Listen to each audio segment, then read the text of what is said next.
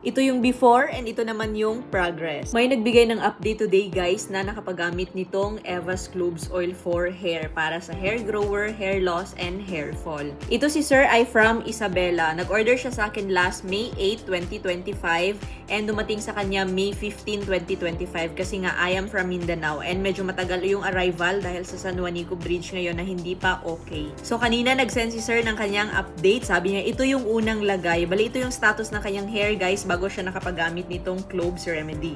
Then, kinamusta ko siya kung ano yung progress. Ito naman yung sinend niyang update after 2 months. Mga more than 2 months lang. Kasi nga dumating sa kanya May 15, 2025 and today is July 28, 2025. Iyang naman po, pero minsan nai-skip kong maglagay kasi busy. O diba, nai-skip niya pang maglagay kasi busy. So sabi ko, huwag lang talagang bumaba muna sa twice a week, sir. Kung merong time, okay, 3 times a week. Sabi niya, yes po, hopefully tuloy-tuloy na. Basta nag-click sa iyo ang itong oil remedy, ay tuloy-tuloy na talaga yan siya. Basta hindi lang muna stop hanggang hindi pa fully recovered ang ating buhok. Oo nga po, half pa lang nagagamit ko. Order po ako ulit next month. Sabi niya, thank you ma'am sa inyo at sa product nyo.